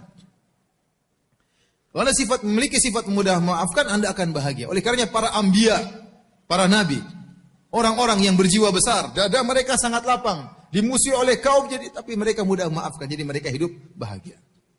Kalau orang dadanya sempit, badannya besar, dadanya sempit, sedikit-sedikit ngomel, sedikit-sedikit marah, sedikit-sedikit nggak bisa tidur, stres, kenapa? Tidak mudah memaafkan. Mau tidur mikir, si fulan kurang ajar, si fulan kurang ajar, si fulan murojaah, dendam. Terus gimana mau tidur? Gimana mau tidur? Dada kita ini sudah sempit kalau kita nggak isi, kalau kita isi dengan Al-Quran, isi dengan hadis-hadis Nabi, isi dengan pengajian, kita bahagia. Tapi kalau sudah isi tentang berita-berita pembunuhan, berita macam-macam, diisi lagi dendam, kusumat kepada si fulan, wah gimana mau bahagia? Dada kita nggak kuat, meledak ini gara-gara diisi dengan hal yang tidak benar seperti itu. Kalau Anda mudah maafkan, Anda bahagia. Anda bahagia. Allah angkat derajat Anda dan Anda akan bahagia. Ya. Kalau kita tidak mudah maafkan, akhirnya terkadang permasalahan kita bawa ke rumah. Istri ikut kena, anak-anak ikut kena. Ya sudah, bagaimana cara maafkan Ustaz? Ya sudah, itu sudah takdir, mau diapain? Orang itu pasti mencela saya, sudah ditakdirkan 50.000 tahun sebelum Allah ciptakan langit dan bumi, dia pasti mencela saya. Mau diapain? Ya sudah, ente mau apa? Ya sudah, terima aja. Ya udah, maafin aja lah. Allah sudah takdirkan. Kalau Anda maafkan dia, Anda akan dimaafkan oleh Allah Subhanahu wa taala. Kita harus nonton lagi. Ya udah, dia mungkin mencela saya karena ada dosa yang pernah saya lakukan. Dan benar. Akibat dosa yang pernah saya lakukan, maka akhirnya dia mencela saya. Tidak ada ya sesuatu musibah yang menimpa kita kecuali karena dosa yang pernah kita lakukan. Nah, kalau Anda mudah maafkan, terutama para ibu-ibu, mudah maafkan. Kalau saya yang punya salah, maafkan. Jangan marah-marah terus ya. Marah boleh, tapi sebentar, jangan lama-lama ya. 5 menit, setengah jam paling maksimal marah. Setelah itu sudah. Ngapain dendam lama? Dan paling tidak enak kalau seorang bermasalah sama orang dekat. Paling tidak enak. Kalau ente punya musuh di Amerika, nggak ada masalah. Sudah ente debat-debat di internet, maki-makian, sudah nggak pernah ketemu. Tapi coba kalau ente punya teman ribut sama teman kantor, tiap hari ketemu dia. Kan kita jadi nggak enak hidupnya. Tiap hari dia lewat sini, dia belok timur, kita belok selatan ya. Kita belok ting, repot. Repot, di dalam kantornya kecil, jadi muter-muter situ saja ketemu terus. Nggak enak, nggak enak. Punya masalah sama tetangga, nggak enak, tiap hari ketemu di masjid. Akhirnya cari masjid lain, sholat di masjid sana. Menyiksa diri, saya udah maafkan, selesai ngapain, udah kita hidup. Dia maki-maki, sudah saya maafkan, sudah selesai. Ya. Jadi kita yang tentram, dia yang gelisah. Biarin dia gelisah, dia tidak mau ke masjid, kita terserah. Tapi ente maafkan. Ya saya maafkan, Islam. Jadi kita tentram, santai, nggak ada beban.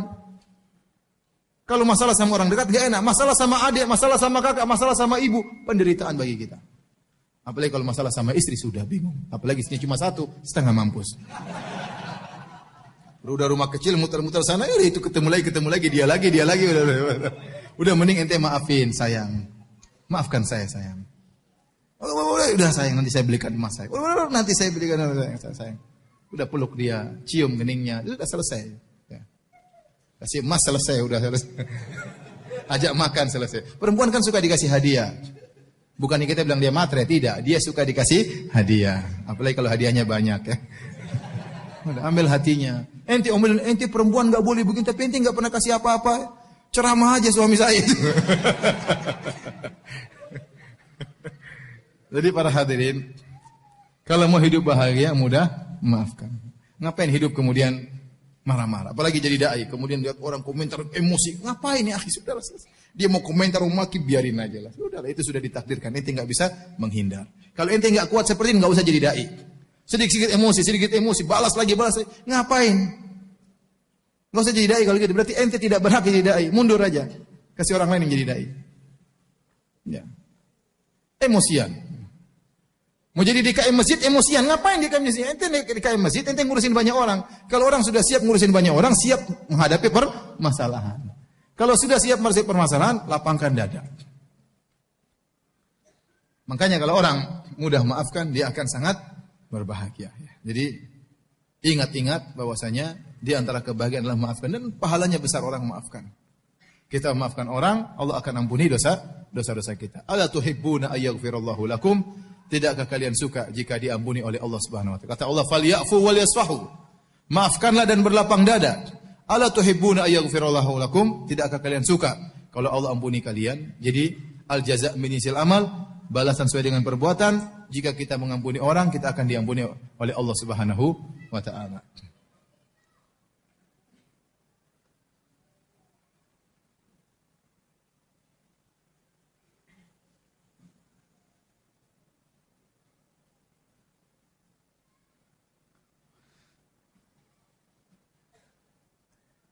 Baik, yang terakhir sebelum kita buka tanya jawab, ya.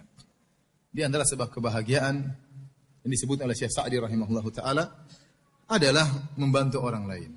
Membantu orang lain. Tadi sudah saya isyaratkan di awal pengajian juga. Barang siapa yang berusaha memberi kebahagiaan kepada orang lain, Allah akan buat dia bahagia. Ya. Saya selalu ingat, ya, sejak saya kenal beliau, Ustaz Abu Sa'ad rahimahullahu taala, ya, bagaimana beliau punya perhatian untuk memberikan kebahagiaan kepada orang lain. Tidak ada musibah menimpa kaum muslimin kecuali dia hadir di situ. Ada orang kena gempa, dia kumpulkan uang, dia bawa ke sana. Terjadi peperangan, dia pergi ke Suriah, dia pergi ke Yaman, dia pergi kemana-mana membantu kaum muslimin, bawa bantuan ke Palestina. Subhanallah, waktunya saya bilang, ini orang bahagia atau tidak? Dia lebih bahagia daripada kita mungkin. Kenapa? Dia bantu orang, lihat orang senang, dia ada kebahagiaan yang Allah berikan kepada dia. Jadi waktunya demikian aja, habis untuk bantu kaum muslimin. Jadi orang ini luar biasa. Saya belum pernah menemukan di alam nyata saya lihat seperti Ustaz Abu Sa'ad rahimahullahu taala. Untuk bayangkan waktu saya baru menikah. Saya baru menikah ya sama istri saya ya, yang sekarang ya. Ya, saya dulu nggak punya modal waktu menikah sama istri. Ya, saya ingat akan hal tersebut ya. Modal saya cuma 140.000 untuk apa? Untuk mahar. Itu pun 70.000 saya utang. Maka saya bilang maharnya apa fulana, kata dia terserah, ya sudah. 170.000 kan sedikit, saya belikan buku supaya banyak. Tebal. Si buku. Nggak ada hotel. Ya mau nyewa hotel mau malam pertama, sementara mahar aja duit nggak ada. Akhirnya ya sudah nikah aja. Ustaz Abu Sa'ad yang semangat waktu itu. Dia ada hadir dalam acara, dia memberikan muqaddimah ya. Kemudian dia bilang, sudah Firanda nggak usah mikir. Itu waktu itu saya murid, dia guru. Ustaz Abu Sa'ad guru saya. Dan saya belum dikenal ya. Belum dikenal. Belum ada yang panggil-panggil ya. Tidak seperti sekarang ya. Belum ada. Jadi saya siapa? Kata saya siapa? Baru mau nikah. Belum siapa-siapa. Saya muridnya Ustaz Abu Sa'ad. Tapi ada guru yang baiknya luar biasa. Maka dia tinggalkan rumahnya sama istrinya. Dia entah tidur di mana, istrinya tidur di mana. Kata dia, udah Firanda pakai rumah saya. Untuk malam pertama. Jadi saya malam pertama di mana? Malam pertama, malam kedua, malam ketiga di rumahnya Ustaz Abu Sa'ad rahimahullah ta'ala. Ada orang menakjubkan seperti ini. Ya, luar biasa. Kita bahagia lihat dia seperti itu sama kita, mungkin dia lebih bahagia. Buktinya dia tidak pernah berhenti dari kegiatan seperti itu, berarti dia bahagia. Allah kasih dia kebahagiaan. Ternyata dia bantu kaum muslimin, ada kebahagiaan yang Allah berikan yang mungkin tidak kita rasakan. Saya ketemu dengan kawan di Universitas Madinah, orang Pakistan. Tanya, Firanda, kamu kenal si fulan? Oh, saya kenal. Saya kenal juga ada yang lulusan Pakistan, si fulan. Enggak, yang ini. Siapa? Ustaz Abu Sa'ad kata dia. Yang lain juga saya kenal, tapi ini Abu Sa'ad. Kenapa? Dia itu pernah bangunkan rumah teman saya di Pakistan, jadi kuli bangun rumah enggak dibayar. Subhanallah. Jadi memang pembawaan dia seperti itu, luar biasa ya. Begitu datang dari Pakistan langsung mengumpulkan uang untuk membantu kaum muslimin di Ambon waktu terjadi apa? Peperangan. Pertama saya kenal beliau. Akhirnya dia ngajar saya, akhirnya saya pakai rumahnya, alhamdulillah. Jadi ada kebahagiaan yang Allah berikan kepada orang yang membantu orang lain. Makanya kalau sahabat datang kepada Nabi, yaksu qaswata qalbihi, dia mengeluhkan tentang yashku qaswata qalbihi, dia mengeluhkan tentang keras hatinya. Maka Rasulullah SAW mengatakan, in arata talyina qalbik, kalau kau ingin melembutkan hatimu, ya, fa'atmi'il miskin, wamsah ala ra'sil yatim. Maka beri makan kepada fakir miskin dan usap kepala anak yatim. Itu akan melembutkan hatimu. Apa Rasulullah SAW arahkan agar membantu orang lain. Berikan kebahagiaan bagi orang anak yatim, tidak punya ayah, tidak punya ibu, jarang ada yang mengusap apa? Kepalanya. Anak-anak yang lain disentuh kepalanya oleh bapak dan ibunya. Dia tidak ada yang sentuh, antum datang sentuh kepalanya. Tapi jangan sentuh terus, kasih duit juga. Sentuh-sentuh aja terus. Om ngapain om? Sebentar. Kasih duit juga biar dia senang. Jangan diputar-putar aja kepalanya. Tapi dia rindu akan hal tersebut. Anda kasih kebahagiaan bagi anak yatim, Allah kasih bahagia sama Anda. Hati Anda tadinya keras jadi lembut. Kasih makan orang miskin, kasih makan orang susah, nanti dapat kebahagiaan. Kenapa? Al-jaza' min jinsil amal, balasan sesuai dengan perbuatan. Anda berikan kebahagiaan kepada orang lain, Anda akan ditambah kebahagiaan oleh Allah Subhanahu wa taala. Ya. Makanya para hadirin terus sempat sisihkan waktu untuk memikirkan kaum muslimin. Kalau Anda enggak bisa kasih duit, pikir yang bagaimana caranya. Bagaimana pengajian bisa jalan, bagaimana masjid bisa orang tentram. Mikir kaum muslimin. Mikir kita ada waktu, mikir istri ada waktunya, mikir anak ada waktunya. Setelah kita mikir istri, mikir anak, jangan lupa mikir kaum muslimin. Gimana caranya? Bikin proyek-proyek agama, proyek dakwah, jebak diri kita pada waktu yang bermanfaat. Kalau kita tidak menjebak diri kita dalam program yang bermanfaat, kita akan habis waktunya dan program yang tidak bermanfaat. Tapi ingat, semuanya harus ada bagiannya. Istri harus ada bagian, anak harus ada bahagianya. Ya. Oleh karenanya, kalau ingin bahagia, jangan lupa bagi kebahagiaan kepada orang lain. Sesuatu yang dibagi makin bertambah adalah kebahagiaan. Kita bagi kebahagiaan, Allah akan tambahkan kebahagiaan kita ya.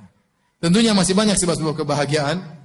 Disebut oleh para ulama sampai puluhan, tapi saya rasa itu di antara perkara-perkara yang penting ya, sebagian pengalaman pribadi yang saya rasakan ingin saya tularkan kepada para hadirin hadirat sekalian. Semoga Allah Subhanahu wa taala menjadikan kita orang-orang berbahagia di dunia, terlebih lagi di akhirat kelak. Demikian wallahu taala alam bisawab. Hadiah ini hadiah. Iya, hadiah mendatangkan kebahagiaan. Hadiahnya lu taruh sini, hadiah taruh sini. Susun. Masya Allah, satu.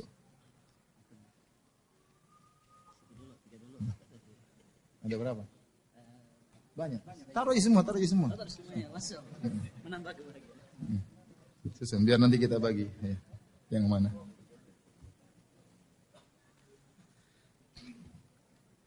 Ini ada levelnya, level bebas ya? Oh, bebas ya. Bebas ya, ini hadiah banyak sekali ya. Jangan terpedaya dengan besar kecilnya ya.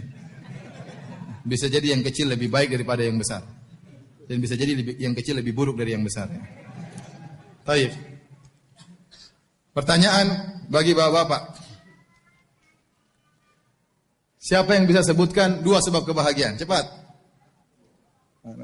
Ulang. Siapa yang bisa sebutkan 3 kebahagiaan? Ayo salah dulu, kacamata ya. Silakan Pak, berdiri. Silakan Pak. Yang pertama apa? Bertauhid kepada Allah. Yang kedua? Menciptakan surga di rumah. Masya Allah. Rumahnya berapa Pak? 1. Terus satunya lagi? Sifat qanaah. Masya Allah. Silakan Pak. Silakan. Pilih yang mana? Jangan terpedaya dengan besarnya benda. Betapa banyak yang kecil tapi lebih hebat ya. Baik, silakan. Oh ya udah, yang sedang ya. Masya Allah. Pertanyaan berikutnya. Siapa yang bisa sebutkan 1 sebab kebahagiaan dengan dalilnya? Ya, dengan dalilnya. Mana? Tunggu, nggak jadi. Jangan. Satu di sana. Silakan. Ya. Ya. Masya Allah, berzikir kepada Allah, ala bidzikrillah tatmainnul qulub. Silakan. Masya Allah.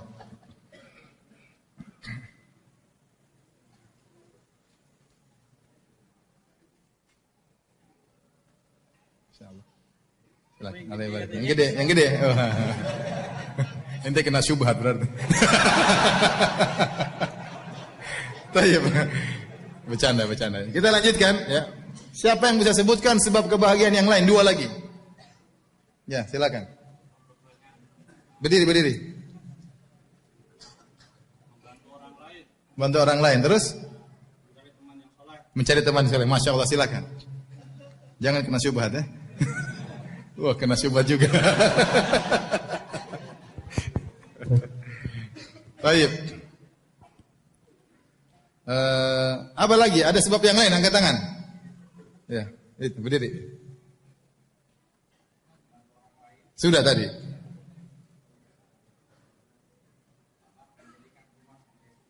Sudah tadi. Tunggu dulu, belum kasih kesempatan ya, akhi. Kasih kesempatan saudara Anda berpikir biar dapat hadiah. Sudah tadi menjadi teman soleh. Apa lagi coba? Tunggu sebentar, begitu. Tauhid sudah juga, apa lagi? Berzikir juga sudah, apa lagi? Udah 5. Apa lagi selain itu? Masya Allah, sini. Ya, akhi sabar ya, akhi, teman mau dapat nggak mau, ente yang ambil terus ya. Silakan, pilih yang mana? Ada judul-judulnya, sehingga pilih yang mana? Ada judul-judulnya. Judul-judulnya. Jangan 2, 1 aja. Oke, sip. Baik. Seperti biasa, siapa yang paling datang dari tempat yang paling jauh? Angkat tangan. Yang paling tempat paling jauh. Dari mana? Saya bukan dari mana? Dari mana? Cibarusa. Ada yang lebih jauh dari Cibarusa? Hah? JPL itu lebih jauh kan? Lebih dekat. Dari mana? Dari mana? Dari Kebumen. Saya nggak tanya asal dari mana. Benar, dari Kebumen jauh, tapi maksud saya yang datang pengajian langsung dari tempat Kebumen. Sini, enggak apa, sini. Saya dari Papua masalahnya. Silakan, fadal.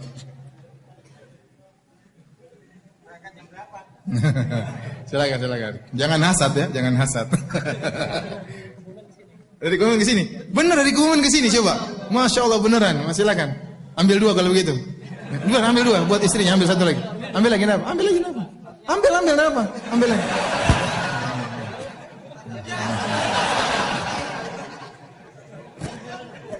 Beneran dari Kebumen. Masya Allah. Baik. Yang paling tua, angkat tangan. Yang paling tua. Berapa, Pak? Berapa umurnya? 82. Ada yang bisa lewat? Udah, silakan Pak, Mbak. Udah visi, Mbahnya lewat, pindah. Itu jalan, silakan Mbak. Mbah ambil 2 aja, Mbah. Ambil 2, Mbah, enggak apa. Silakan. Mbah ambil yang mana terserah. Silakan ambil hadiahnya yang mana. Ya, 2-duanya boleh, ambil 2, Mbah. Iya, boleh 2. Oke, ya. Makasih, Mbak.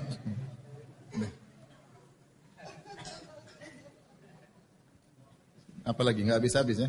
Masya Allah, banyak hadiahnya. Sudah, ini bagi-bagi yang duduk di depan. Yang di depan. Ya. Ini bagi-bagi depan. Umahat nanti bapaknya yang belikan hadiahnya. Sudah, jangan berebut. Enggak boleh. Ya. Enggak. Ini buat umahat aja. Buat umahat 2 pertanyaan. Sebutkan 1 dalil saja. Ada mic-nya kan? Ada mic-nya? Enggak ada. Repot ya. Repot. Ya udahlah, ini umahat yang paling tua ya. Ini umahat yang paling muda tapi belum nikah ya.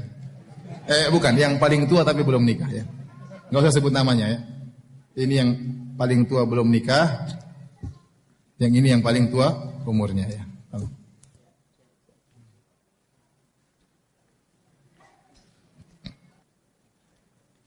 Ada pertanyaan dari pemirsa Ahsan TV, apakah ketakutan, kegelisahan, kekhawatiran itu ujian dari Allah atau tidak? Iya, itu ujian. Itu ujian dan itu musibah. Kalau musibah tersebut kita hadapi dengan tentram, maka akan mengurangi dosa-dosa kita. Akan mengurangi dosa-dosa kita. Segala kegelisahan, kekhawatiran, ya, ketakutan, ini semua musibah. Tapi kita harus hadapi dengan sesuai dengan syar'i. Tidak boleh bersediaan berlebihan, tidak baik. Itu yang diinginkan oleh syaitan. Sehingga akhirnya kita tidak bisa bertindak, tidak bisa beramal, tidak bisa berbuat. Karena kesedihan yang berlebihan, itu tidak boleh. Kekhawatiran juga berlebihan juga tidak boleh. Maka harus kita timbang dengan timbangan syar'i. Saya ikhwan pengguna rokok elektrik. Saya mau tanya hukum rokok elektrik itu apa ya? Saya takut terjebak dalam syubhat. Rokok elektrik itu yang mana? Yang asapnya banyak itu ya? Itu ada ini enggak? Nikotinnya gitu-gitu ada enggak? Ada. Ada yang enggak boleh lah. Kalau mengganggu kesehatan maka itu tidak boleh. Atau ada rokok herbal. Kalau rokok itu mengganggu kesehatan ya tidak boleh ya.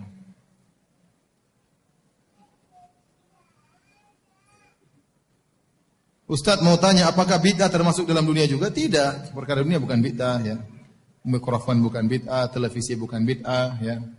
Bid'ah tidak berkaitan dengan sarana, bid'ah berkaitan dengan tujuan. Masjid, pondok, di zaman Nabi tidak ada pondok. Apakah pondok bid'ah? Tidak, itu sarana untuk belajar.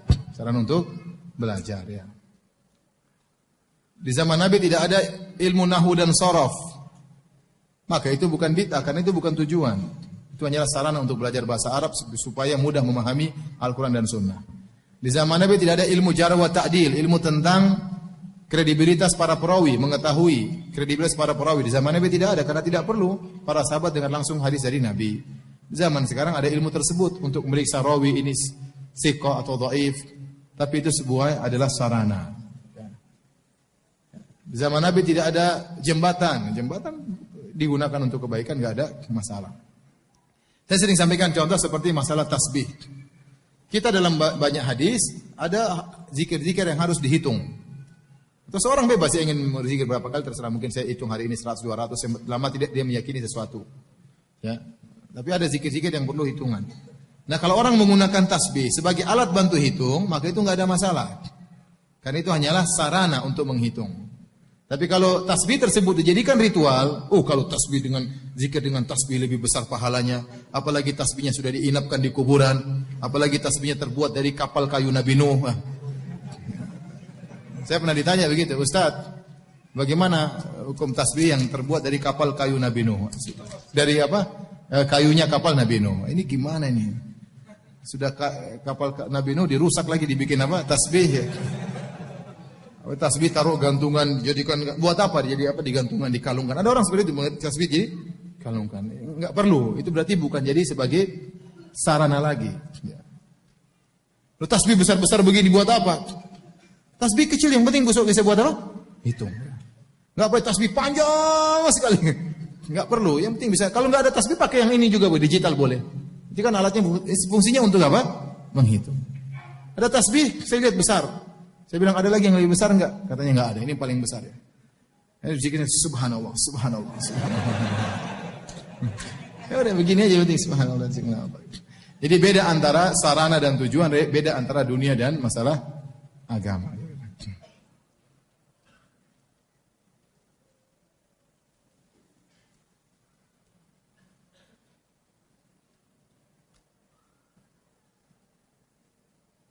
Ana adalah seorang akhwat yang insya Allah akan menikah bulan depan. Ustadz, waktu saya ta'aruf dengan seorang ikhwan sekitar bulan Desember dan di khidbah bulan Januari, alhamdulillah lancar dan tidak ada kendala. Tapi qadarullah setelah khidbah ternyata saya dan ikhwannya banyak mengalami ujian Ustadz. Seperti masalah keuangan dan pekerjaan ikhwannya yang habis kontrak. Sampai saat ini ikhwannya masih berusaha untuk mencari pekerjaan kembali. Ustadz, apakah arti semua itu? Apakah ini ujian yang pasti akan dialami semua pasangan? Mohon doanya Ustadz agar saya dan ikhwannya diberikan kemudahan dalam menghadapi ujian tersebut. Insya Allah dimudahkan. Jadi ini belum nikah ya? Belum nikah. Ya namanya hidup pasti ada ujian. Yang penting ikhwannya serius. Sungguh terus dia cari kerja dulu. Ya, suruh cari kerja dan doakan semoga dimudahkan dapat kerja, baru melanjutkan pernikahan.